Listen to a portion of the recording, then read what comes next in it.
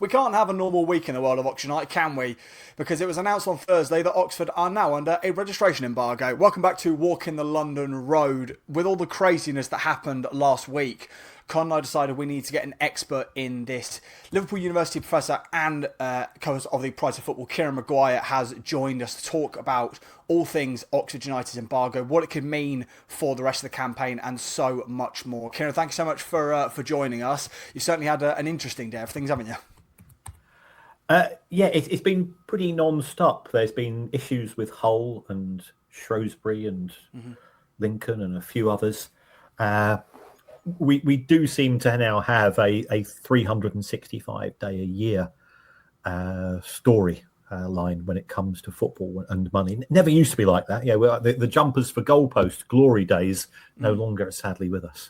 And on the whole thing, very quickly, obviously, that's something Con and I mentioned in the podcast we did just after the playoff final, obviously speaking about, because I think they were, for the entirety of last season, were under a transfer fee embargo. So obviously to be able to kind of get up to the Premier League with that in place is pretty impressive. But I guess obviously they're kind of running into the consequences of that going to the Premier League. Yes, it is intriguing. I mean, if you take a look at XG, they should have been relegated. Such are the nice season, and I was at I was fortunate enough to be at Wembley for the playoff final, and it was a great atmosphere and good day out. Football was so nervous that it wasn't particularly great to watch as an outsider. But what's happened at Hull, trying to get to the bottom of it is really weird because they got promoted, and the next thing that they've done is taken out a £55 million loan. And you think, well, with all the money coming from the Premier League, why are they having to borrow over 50 million quid? And it's just indicative of the crazy numbers and the lack of logic and strategy that persists within modern day football. So I'm sure Hull fans will be asking about that in the coming weeks. Before we get too far into it, Connor, how are we doing, mate? I've been okay. I've been enjoying this World Cup, Sam, and then obviously club football does what it does. Yeah, it's certainly. I know ourselves. I've seen a couple of Newcastle fans not happy the fact that club football are returned, with the fact they keep losing people or losing interest in transfer targets, I should say.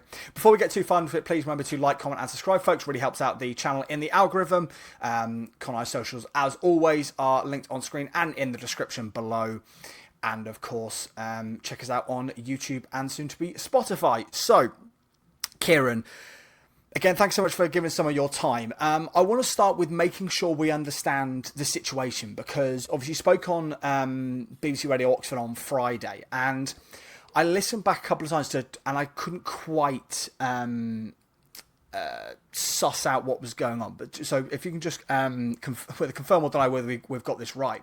The situation is that the new EFL rules, the SCMP, if I think I've got the acronym right, mean that EFL clubs in 1 and 2 have to prove that they are financially able to pay for their squad. And because Oxford haven't been able to do that, we've now got a registration embargo, meaning we can't sign anybody.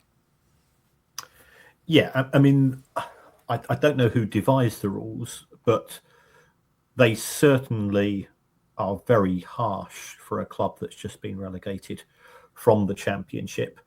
Oxford United were losing considerable amounts of money in the Championship. The season they were promoted, I've just got my spreadsheet in front of me. Yeah, they lost 300 grand a week in 23-24 and 17.5 million pounds in 24-25. I suspect they will have lost similar. And under the salary cost management protocol rules, you're only allowed to spend 50% of the money that you generate as a club on your player costs. To come down from the Championship, where Oxford was spending 114 last season, £114 on wages for every £100 is almost impossible. So I do think the rules perhaps need to be revisited, and I can understand the frustration of the club. You are then allowed to put money into the club in the form of shares, not loans. And for every £100 that the owners put in, Oxford can contribute £50 of that effectively to their playing budget. So that's the way that the rules operate. Now, for whatever reason, Oxford have not been able to satisfy the EFL for the forthcoming season, and that's why this embargo has taken place. I think the owners are of the view that the money will be there at some point, but not necessarily now. And the EFL seem to be taking a harsh line. If I was Oxford United, I think I'd be fairly hacked off with the EFL. And do I understand right that those sides relegated from the Championship had a little bit of leeway? If I understand right, isn't it League One and Two clubs, for every £100 they make, can spend 55 on their playing squad, but those relegated from the Championship can spend 65 for, is it the first season they're down? But for the first season, that's right. So you do. So it's a quasi parachute. It's one of the world's smallest parachutes, but it does help a wee bit. If you take a look at, again, I'm just sort of whizzing from spreadsheet to spreadsheet. Oxford United had a wage bill of £8 million in 22-23. That went up to £11 million in 23-24. That would have included promotion bonuses. It went up to £21.5 million in 24-25.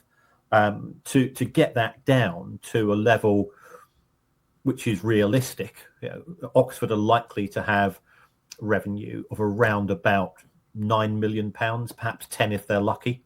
Mm-hmm. So 50% of that going on player wages, to go down from £21 million to £5 million, it can't be done unless the owners have the ability to find a load of money from somewhere. And there's no doubt that they've put money into the club, but being able to A, commit to that level, and B, to be able to prove to the EFL is really difficult. So my view, I think the rules in their current format are count against a club which has just come down. Now, people will say, well, hold on, Leicester have just been relegated and they'll have a much higher wage bill. They have the ability to sell more players for bigger fees to contribute towards covering those costs. Now, you have to excuse my ignorance here. I don't know the state of your squad. I don't know whether you've got horrible phrases. I don't know whether you've got saleable inventory, which you can sell back to the Championship or above or in Europe, which is going to help. But that seems sort of counterintuitive to football, in the sense that we do want to have a half-decent squad. We do want to look forward to the season with a degree of anticipation and excitement. And if you have to sell all of your decent players simply to go and satisfy some what are ultimately fairly arbitrarily decided rules, I'm not sure that we're heading in the right direction for football. And can you also just confirm for us that if the ownership were to find or have investment of that, the money that is needed for Oxford to have this embargo lifted, is it right that we're past the window when the embargo could be suspended? So it's a fixed term. We have to now wait until January to then go and potentially make some additions. That's my understanding. Now, I'm not a lawyer. Have to straight. I'm just a jumped up teacher. As that's the polite description, given what one or two EFL owners have said about me historically. So that would appear to be the case. So you would be operating for the first half of the season with one hand tied behind your back, and it's frustrating. Mm-hmm. Hi, Kieran. Thank you for coming on. I just wanted to get an idea, because salary cost management protocol came into effect in 25-26, and I'm just thinking for clubs such as a Lincoln City who have gone up, and you alluded to them at the start of the podcast, that they have some sort of financial trouble going on themselves. Is this a precursor and a warning shot from the EFL to not go over their own financial boundaries and go outside their own financial budget, just in the instance that they what happens that they do get relegated, which is what much of the wider football community expects. And is this also something that a lot of other clubs in League One have to factor in themselves, that the possibility that they do have such an outstanding season, such as Lincoln, where they've exceeded all expectations, and they have to quickly readjust, and they have to realign what their plan and what their financial spending is going to be in the next year in the Championship, knowing that there is a genuine possibility that they could go down the next season back to League One? Yeah, I mean, I think Lincoln City are one of the best run clubs in English football. And I was probably being a bit harsh on them because I was flipping from spreadsheet to spreadsheet. I think the challenge that they've got is that they've just been promoted on a relatively low budget. Mm-hmm. And now they've got that awkward decision. Do they just take the money from the Championship, because your TV money goes up from around about 2 million to 12 million? Do they just go and bank that and say, thanks very much, we'll do... Rotherham sort of used to be this sort of yo-yo club between the Championship and League One for a few years. And now, of course, they're no longer in that position. It's a real challenge, I think, for owners to try to get the culture right. I mean, and I appear on the Lincoln City podcast, similar to yours, on quite a regular basis, and I've got a good relationship with them. Congratulations to them. Mm-hmm. Now you're in this horrible situation where the average wages in the Championship are 14, 15 grand a week. Yeah. In League One, probably around about 2 to 2.5. No disrespect, Lincoln City's Lincoln City. It's not got the fan base of Derby or even Bolton, Sheffield Wednesday if they come back up. So they've really got a challenging position, and they are up against players who will be on 60 or 70 grand a week who were playing for West Ham last season. Some of those players will be on more because, from what I understand, not everybody's got a relegation clause in their contract. It's really difficult, I think, for clubs in their position. As far as the salary cost management protocol rules, they have been in existence for a few years, and they were sort of a bit rubbish in the sense that for quite a few years you could effectively buy your way out of both League Two and League One, because it used to be for every £100 that the owner put in, you could spend £100 on players. So I won't name names, but I don't need to name names. We are fully aware of some clubs that bought themselves out of League Two and had a damn good effort of buying themselves out of League One as well. So that's where we are. I think the EFL has probably done the right thing in reducing it to only half of the owner's money can be spent on player costs. But I don't think that they've looked at it closely enough for some clubs in the Championship that want to be able to offer a player a decent 2 or 3 year contract. I was talking to a chief executive of another club, and he says, what do you expect us to do if, let's say in season 1, we're either 21st in the Championship, or even perhaps worse, we're 8th or 9th, and we've got a chance of getting into the playoffs, or we're desperate to avoid relegation. Manager sees this lad, thinks he's quite tasty, offer him a 2.5 year contract. Year 1, he's on 15 grand a week plus bonuses. If relegated, what can we then do? Because if you say to a player, you need to take an 80% pay cut, the player doesn't come and you get relegated. Yeah. If you gamble and the player doesn't work out and you get relegated, and the players, let's say, they're probably agreed to a 20%, or you might get a 20-25% pay reduction built into the contract.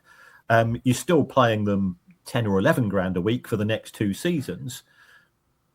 That player might not have anybody else coming in for him at that level of wage, and you're stuck with them, and all of a sudden you're in breach of the rules. So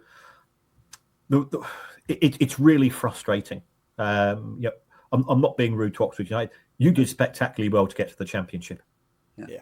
And you did spectacularly well to stay in the Championship. I'm a Brighton fan. I remember when Brighton got promoted in 2003 and we were playing at Withdean in front of 6,000 or 7,000. And you didn't have the budget to compete. And the aim was to finish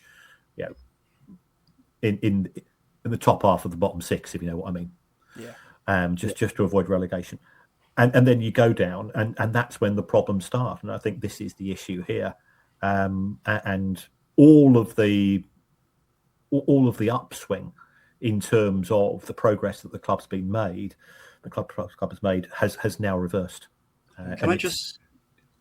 Sorry, Kieran, I was sorry to interrupt. Just wanted to follow up on something that you said. Do you think then, in our case, that I've had this suspicion, and I think a lot of fans have, and it's not bad, it's that because there was a plan when this ownership came in, and there was the previous board, there was Grant Ferguson and Tim Williams, who I know that you have on regularly on your great podcast, The Price is Football. Do you think that there is an element that the promotion that we had caught the leadership team at the club off guard with how quickly it happened? Because there was a plan that there would be within 3 to 4 years, that was when we would be a championship club, but in fact that happened in about year 2. No, I think they are grown ups. I mean, I've had Tim on my show, and I've got huge respect for him. Mm-hmm. He then has to go to the board. He has to go to the owners and say, "This is our budget. This is what we want to spend." He will be fighting for that. Yeah, they will be pushing back, perhaps, but I think that they were decent budgets. I think the budgets were higher than I'd anticipated. I'll be honest. So I think the senior management team deserves some credit there. But the way that the rules are, I think the aim was to try to avoid relegation. You know what happened yourself in terms of the management changes. If the club had decided that Oxford United we're going to be relegated from October onwards, you wouldn't have had all the changes that we saw last season. So I don't think they were caught on the hop. It was they managed to get a half decent budget. Mm-hmm. Even with a half decent budget, it's still an absolute nightmare division. Yeah. You're losing. If you take a look at the other clubs, I'm saying Oxford United lost 15, 17 million pounds. Those are low losses by championship standards. Wow. Yeah. And I know of some other clubs where wages have not been paid on when they were due at the end of the month. I won't name those clubs. Not fair to do so. But I was having a chat with an executive from a club, and he says, "You've got no idea of the stress that we have. It's not just for us. It's the fact that I can be 3 days before payroll. We're £1 million short on this month's payroll.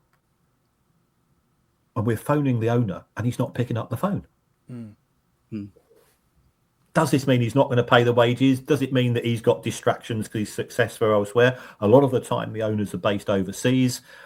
What happens if the football club isn't the priority to him that it is to everybody that supports that club? And I think as fans, a lot of that goes above our heads. But it is a very, very scary and a very, very precarious industry in which they're operating. And, of course, they're dealing with the hopes, the aspirations, the identity, the sense of belonging that only a football club can bring to the local community. Yeah, it's like you said, these rules, when I was kind of listening to yourself on the BBC and all that kind of stuff, trying to understand the situation, it did seem to me like what the EFL have done is taken the situation a lot of clubs find themselves when they go up to the Premier League and then go right back down, and then obviously the EFL had their own financial rules for those clubs, and they've just extended that to the rest of the EFL. In terms of, you mentioned a couple of times your infamous spreadsheets, and I know, when club accounts come out, you kind of are monitoring. There's, certain clubs you've got an eye on. When it comes to Oxford United, did this situation come out of nowhere, or had there been over a couple of, months perhaps, been building warning signs? Well, I mean, I only get the annual accounts, so therefore I'm always looking in the rear view mirror. So the last set of accounts we've got of the season 24-25, I don't think the accounts are actually bad. I think the challenge is that the rules are so strict that they don't really allow a club that's just been relegated to have that degree of flexibility. I think the criteria for which you can breach the rules are set at too high a bar or too low a bar, which means that it can trip a club up. and therefore, through, in my view, no fault of the people involved, the owners will say, well, this is the amount of money. But if I can put £100 into a club and only £50 is going towards covering the wage costs under the rules, I go, well, that counts against me. Or I appreciate it's 65%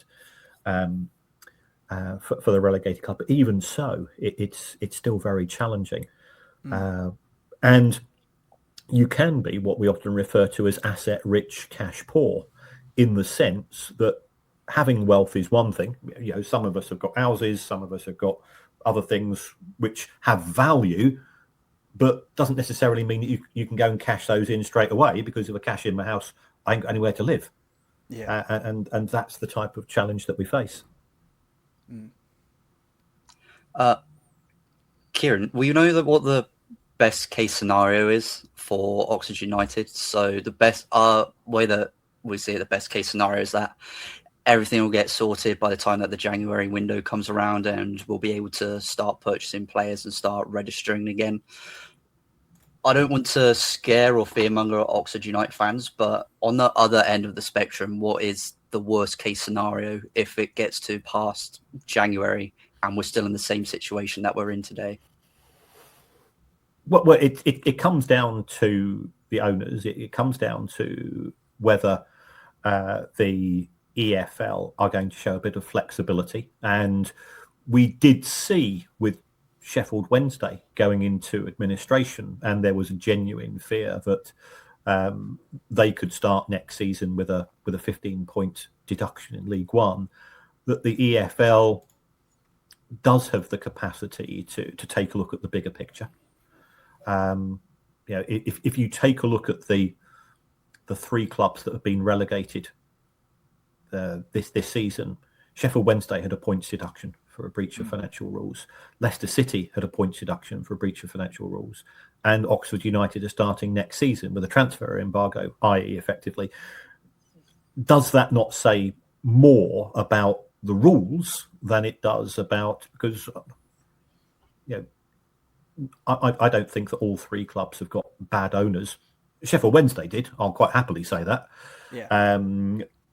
Leicester's owners, Leicester City were the Premier League champions 10 years ago. Yeah. They were in the quarterfinal of the Champions League 9.5 years ago. So it is a really tough business, and I don't think they've got the balance right as far as the application of the rules. I understand this concept of sustainability and wanting to reduce losses, but I'm not sure we're necessarily going about it the right way.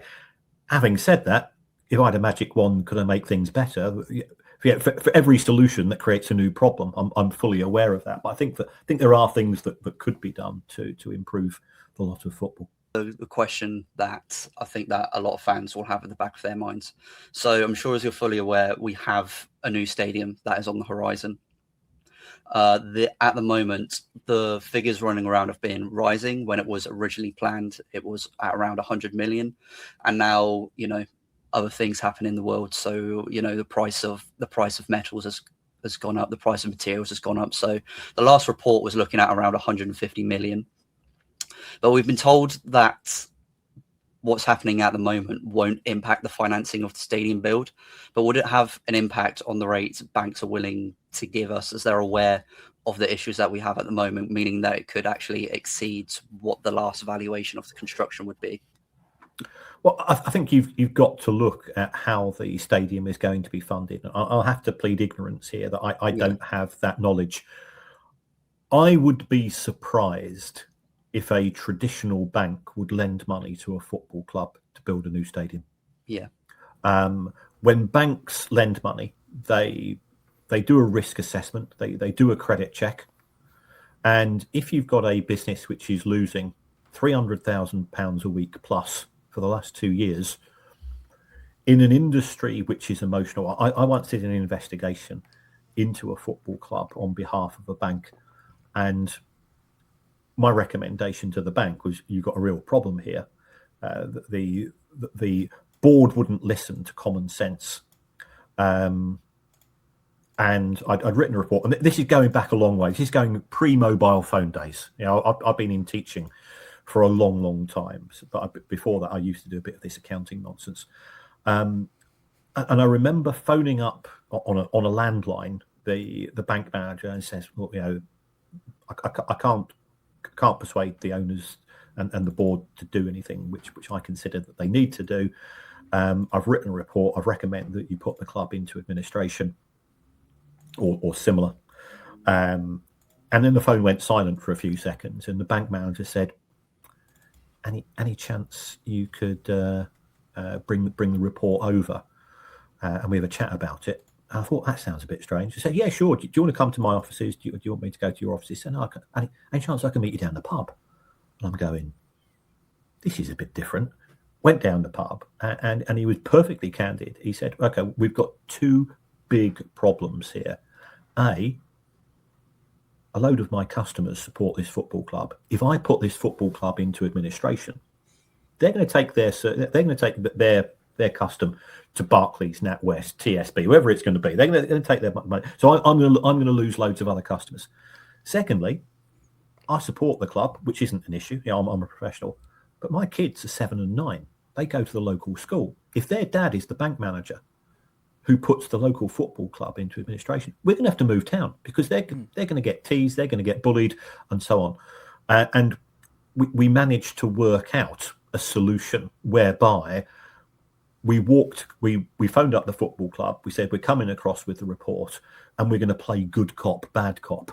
And I went in and said, look, I'm recommending you put into administration. And the bank manager saying, I don't really want to do this, but this guy here, he started calling me words which I don't know whether this is a family show, so I won't repeat them. This piece of work, and I've got to go and show this to my regional manager. And what we managed to do was to persuade the club to sell a couple of players, which reduced the amount of the bank debt, and they managed to muddle their way through. And it was very much a muddle. They'd just been relegated from the top division and so on. So banks now say, given that we suffer reputational risk and we suffer potential financial risk, why lend money to the football clubs in the first place? So that would be my concern. And I'm a Brighton fan.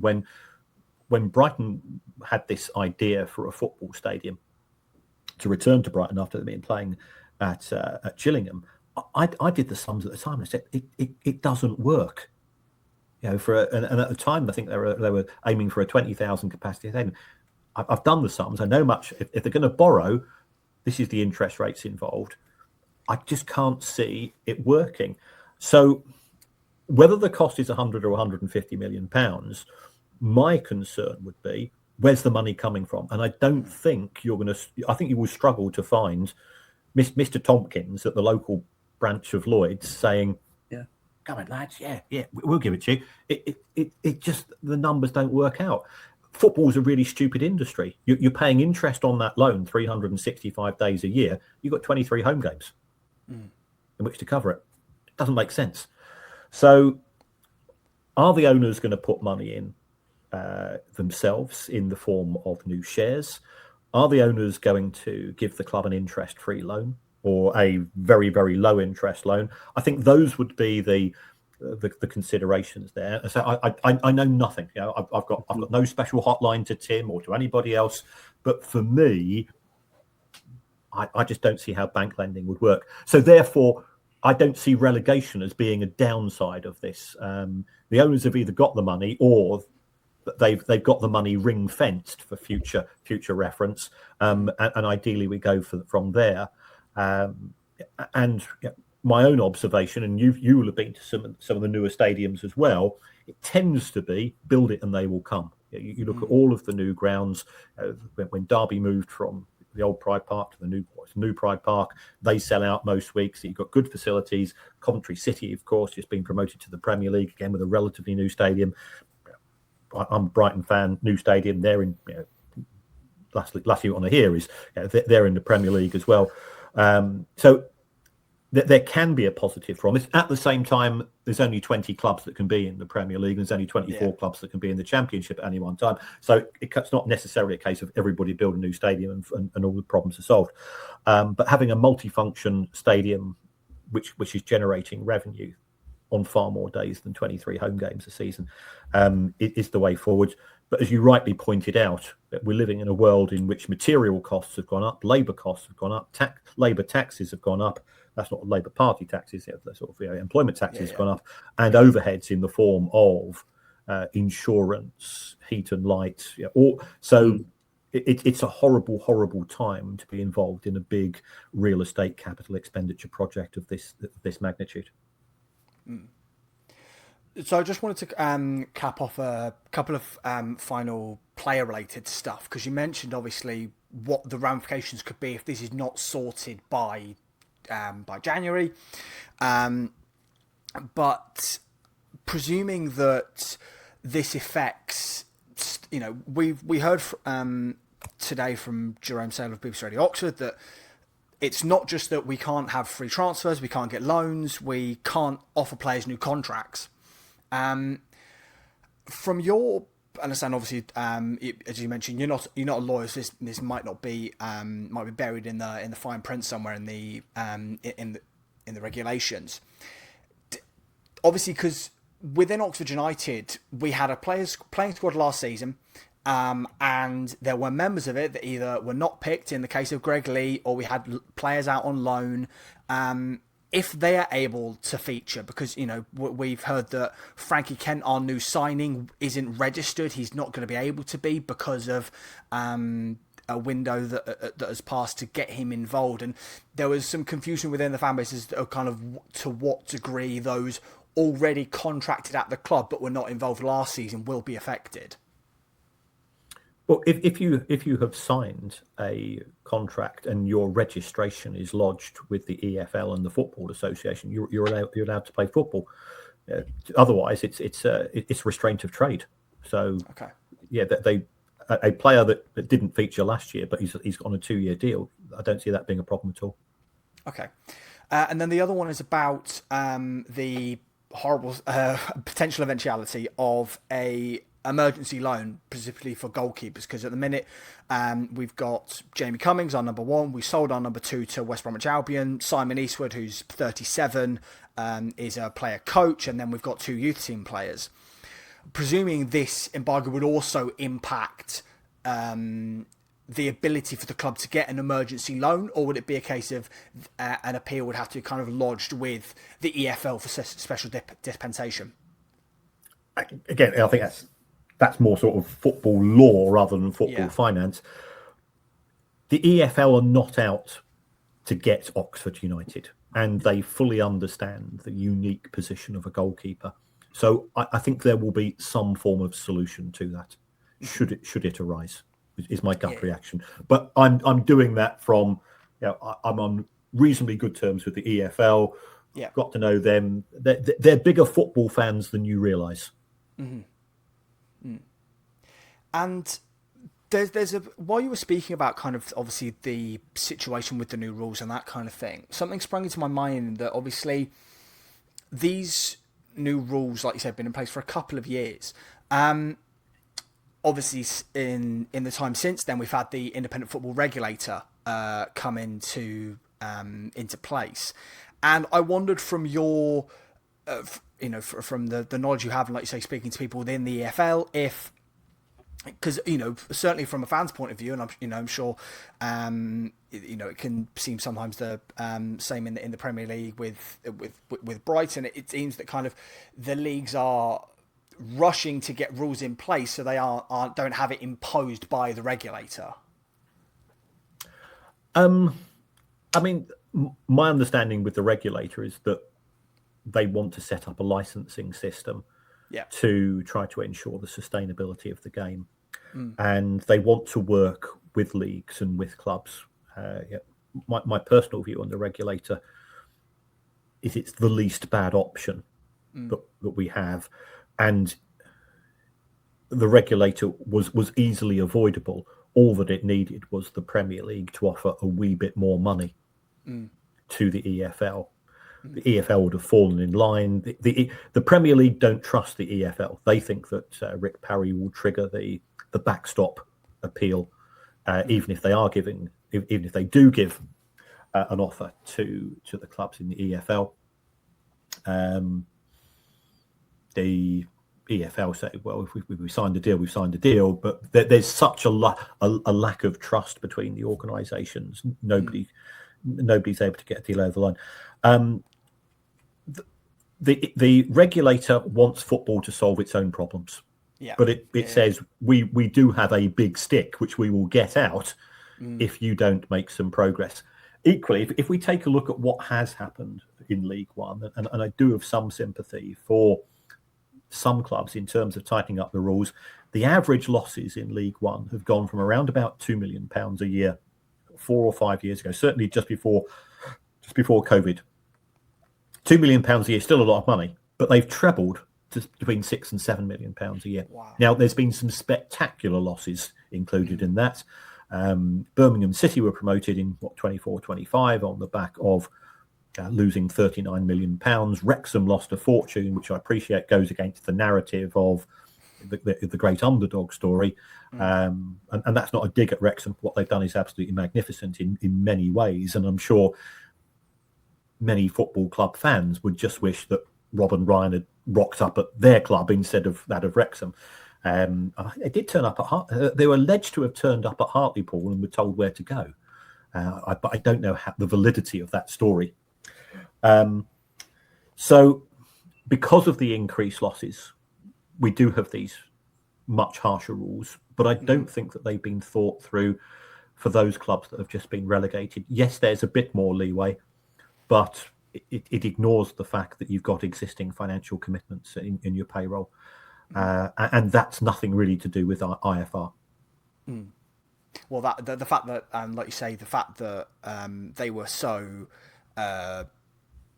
slapdash, correct me if that's not the right term to use, but when you mentioned that, I did think, I wonder if it was a case that the EFL were kind of thought that, and then the IFR would bring in that kind of regulation or rule, and so they kind of, before it was imposed on, they thought let's put one together that ended up being a bit lackluster, as you've mentioned. I think that you've been really kind of helpful and kind of explaining it, the situation we're in, and a lot of the intricacies and helping us understand, because as with all due respect to yourself and people like Stefan Borson and people that kind of make their duty to help simplify this stuff, it's the most it's the least interesting thing for the average fan, but it's also the most important to the survival of our football clubs and all that kind of stuff. And that obviously goes into like say the IFR, some of their powers wanting to save football clubs from extinction because they're so important to communities and all that kind of stuff. Yeah, I mean, Stefan does a great job. I know Stefan. We've only communicated via WhatsApp, but we're actually meeting each other ironically on Wednesday night because I'm doing a show and he's coming along as well. It is depressing. None of us on this call, me included, fell in love with football due to amortization, salary cost management protocol, sustainable losses, selling women's teams to ourselves for ridiculous sums of money to circumvent the rules, and employing creative accountants and lawyers to get us off breaching the rules. So I think it's a sad indictment of modern day football that football finance is even a subject. I mean, from my point of view, as somebody that teaches it, my world's exploded in recent years. But for the sake of my marriage, I would much rather it dropped in terms of the amount of interest that's in it. But I know realistically it's only going to go one way. And my wife's already said she's off to Dubai or somewhere the day the 115 charges against Manchester City come out, because that's me. I'm going to be occupied for a wee while when that happens. Colin, I'll come to you in a moment, for any final thoughts or final questions. But I wanted to ask because we mentioned the IFR, and it's something kind of listening to the Prize of Football with yourself and Kevin. I have always kind of been thinking and wanted to ask is about, obviously, in an ideal world, what the IFR does would be overseen by the FA. And I wonder kind of your thoughts on what an indictment it is of the FA and the way they've kind of conducted themselves and the way they've overseen the pyramid, because at the grassroots level, clearly the quality of player coming out of grassroots and all that kind of stuff is fantastic, but the way they've conducted themselves with, like you say, dealing with the EFL, dealing with the Premier League, and and obviously the fact that their powers are slightly stifled by the fact you've got two companies. I know you've spoken to people from the National League as well, trying to get them to incorporate 3 up, 3 down, and just kind of like the toothlessness, really, maybe of the FA is the best way to put it. Yeah, I think if we had a dynamic football association, I think it's an indictment of them, the IFR, because we've got these three regulatory bodies, the Football Association, the Premier League, the EFL, and the National League. So you've got four regulatory bodies. The Football Association have washed their hands of professional football. They've got the FA Cup. They make a bit of money out of that. I don't know whether you saw with the proposals for Project Big Picture that they were going to be given a gift of around about £100 million. Cynics would say that it looked like a bribe. I'm not a cynic, so those people, I said, well, that's far too cynical of you. The Football Association have a golden share in the FA, in the Premier League, which they can use to veto decisions. It's never used. The Football Association could have said something about ticket prices for England fans at the World Cup. They went silent. It is a political organisation. Its failure to show leadership in the professional game. Now, you could argue that when the Premier League was set up in 1992, part of the deal was that we will let these 20 clubs run English football at a professional level, and the FA was quite happy to do so.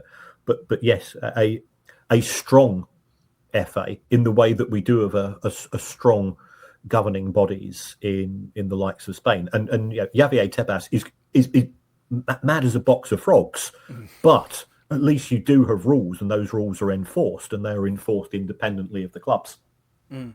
That what we have in English football is that the clubs make the decisions, and I do have some sympathy for both the Premier League and the EFL, because they're just the legislators and the administrators. They're not making the decisions themselves. They don't have that executive power. It all comes down to votes. And it is an incredibly political organisation, but yeah, the lack of interest, and of course, if England win in the World Cup, which of course we're all wanting, then it's trebles all round, and the FA will be congratulating itself that everything that it's done for football has been on the right side of the line, and that could be on the basis of one saved penalty if it goes to penalties, or one marginally onside or offside division. It's going to be down to fine decisions, and that doesn't vindicate what's happened as far as the dereliction of duty when it comes to professional football in this country. Con, any final thoughts or final questions for Kieran? He's been very, very generous with his time this evening. Yeah, no final thoughts or final questions. Just want to say thank you, Kieran. Massively appreciate you coming on and speaking to us mere mortals about football finance. It's been great. It's been wonderful. Thank you for coming on. Well, thank you. I'm a mere mortal. I am. I'm a football fan. Yeah, I've done Halifax away on a Tuesday night, just like we all have. Sounds class. And you walk away from the ground and you've just lost 2 or 3-0, and you vow never to go again, and then you find a decent kebab shop on your way back to the car, and the world's a great place once again. Yeah, that's what being a football fan's about. It's those stories which unite us. It doesn't matter who you support. Football's made such an indelible impact on I think our lives, and it's enriched our lives as football fans. I think it's something worth fighting for, and I just happen to be teaching it by accident, and then teaching it became sort of a bit more higher profile. Well, thank you so much for your time this evening. Of course, folks, if you haven't already, do check out The Price of Football. It's a very, very highly recommended podcast with Kieran and Kevin Day. Twice a week episodes, I should say. A Q&A and a news podcast. And also they've got a Price of Football Club where there's a lot of very good bonus stuff as well. Go and check that out. And of course, for Kieran on Twitter, we'll put his @ in the description below. Thanks so much, Kieran. Have a wonderful evening, mate. And hopefully we won't need to speak to you in future about the finances of Oxford United. Well, I hope so. I hope under better times, because I can only be described as the Grim Reaper of football finance, in that I inevitably end up talking to Radio Shrewsbury or Radio, Oxford Radio from last week, and Radio. I was on Radio Humberside last week because of that £55 million loan, which some documents come into my inbox, and I stick them out on Twitter, and then I'm genuinely not trying to stir things. I just think as fans we have a right to know, because it's your club, it's not theirs. Amazing. Thanks so much. Okay, cheers guys. Thank you. Bye. So like I said, a massive thank you to Kieran for his time. He was, absolutely a wealth of knowledge, and we're grateful that he gave us 45 minutes to chat about the finances and what this means for Oxford United, as obviously we go into a very interesting season. Now, obviously, Connor, at the time all this started to break, we got two deals occur, both departures. One we talked briefly about last week, another that kind of just came out of nowhere. Very quickly, we'll touch on Ole Romani's loan to Fortuna Sittard, the terms of which have been announced. That is a loan with an option to buy for £600,000, which is a £1 million haircut on what we spent to bring him in from FC Utrecht. Like I said, we spoke last week about your thoughts on Ollie's time at the club, and we had a little debate on that. Thoughts on the fee and the terms that seem to part OX4? I think we've been absolutely shafted. I think it should have been an obligation to buy, and they're obviously not going to disclose it, but every fan, given the situation that we're in, is going to want to know what percentage of wages are we paying. I would be willing to wager you. I'm not totally sure it's going to be as much as many fans would have liked. Yeah, I mean, obviously, with an option to buy it, it's not a 100% guarantee That's what I mean. It's not an obligation. That he goes. Yeah. But I will say, I think this is, unfortunately, the end of Ole Romani's time at the football club. Yeah. Even if it's a case of, loan, then another loan out. Because he's got 2 years left on his contract. So I would not be entirely surprised. The other one is one that came out of nowhere, and one that I think both of us were, at least I obviously was a bit gutted. I'm not sure what your thoughts are. The departure of Nick Prelec. He has joined a side in the Polish Ekstraklasa. I probably butchered that, but the Polish First Division, on a permanent transfer after only joining us on a permanent in March after his loan with an option to buy. It was an obligation if we stayed in the Championship. A really odd one, this. Yeah, I don't get it, especially in the predicament we're in at the moment, because it means the only striking options we have of pure out-and-out strikers are Mark Harris, who is a good striker for this level, and then we have Gatlin O'Donker, who, whilst he can come on and make an impact at this level for the last 10 minutes, he isn't really. I don't think he's really a good number 2 option. However, that doesn't mean that I'm not going to be willing him on this year and really, really want him to, really make his mark in League One football with Oxford. But given how his loan went with Bristol Rovers a couple of seasons ago, it's not great. If we still had the option to go out and buy players, I'd say, okay, yeah, fair. I don't think that Prelec's really wanted to be here, but it just doesn't make sense, especially with the club saying in their statement that they are going to try and keep the team together as much as possible. And with rumours that are flying around today, it's not looking that way one way or t'other. 100%. And like you say, Stan Mills is linked with a move away. It's not certain who he might go to, but it's definitely the case that there is talk of him departing. He didn't travel on the Spain pre-season tour. Neither did Frankie Kent, but he's out with an injury. Mills, it looks like, is just a case of looking at moves away. Prellick was also interesting because obviously Romani was spending his time, like you mentioned last week, training in doing his pre-season in the Netherlands, whereas Prellick came back to the UK and was back in the UK for maybe a week, and then he's left the football club permanently. Very odd, very odd. We'll always have that goal away to Bristol City, that the jubilation we felt in that away end when that goal went in. So thank you to Nick.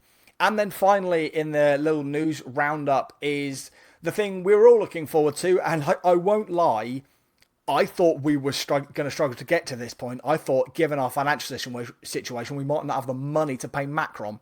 The new kit has been revealed. Obviously, as you can tell in the background, I'm very much the kit aficionado, the kit fanatic in this corner of Oxford United internet. In fact, I got the black and rounds kit, the one that a lot of people have been comparing the new one to, up on the wall.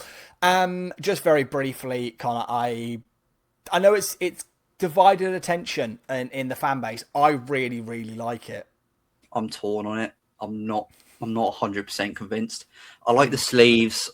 I'm not sure on the shoulders. I like the collar. I love a collar, but it's just it feels like there's a lot of wasted space. Do you know what I mean? Yeah, I know what you mean. The backseat is quite high. It was like that on, I think more so on the first season we had them. The backseat was, in fact, every time we've had backseat, it's been a bit high on the shirt. It should be kind of a bit more kind of around the midriff. And I mean, I like the stripe across in the middle. It reminds me of, there was a decent looking, I mean, it was Vancouver Whitecaps kit. I think it was last season, maybe season before, that I quite liked. Like the fact that Baxi have allowed their logo to be yellow. That's a nice little touch. Like I really like the tapering on the shoulders. That's like, you look at iconic kits like, Kappa's. There's been some Joma, Kelme, Adidas, etc. Tapering always makes it look classy. And then obviously the main talking point is the return of the ox head on its own. No shielding around it, which is a big plus. The only thing from someone who's going to own the shirt is the fact that, unlike the 16-17 shirt, which I've also got behind me, this one's not embroidered. It appears to be the same kind of pressed on way that it was done on the away shirt. Yeah, I'm not sure. Can't comment on that. It's just a logo just pressed on the shirt. It's quite shiny. Also, what do you prefer? Do you prefer the short sleeve one or the long sleeve one? That's going to be my question, because for the first time, the club are offering a long sleeve variant, which is not something we've done before. No. I think it's interesting. This is the first one they picked. I will always go for short sleeves. I went for the short sleeve on the Bloom kit. I think because the cuffs don't continue onto the long sleeve version. Yeah. And also, if you look at, like, it's a bit of a bland kit to start with, and also, like, surely this ribboning could have kept all the way down. But I mean, I've only just noticed that. Sorry, Sam. I've only just noticed. Are they pinstripes? It's there is a very, very faint pinstripe on the shirt that I think it took me to my third look to realise was there. Which, I mean, it's a very it's obviously call back to our first. Is it our first kit with Macron? Was the no, it would have been second, and the promotion kit. It's a very kind of classy, like, pinstripes always look quite good on Oxford when they're quite faint. I think they took the pinstripes from the logo that got binned off and then put them on the kit. Yeah, I don't like the long sleeve one.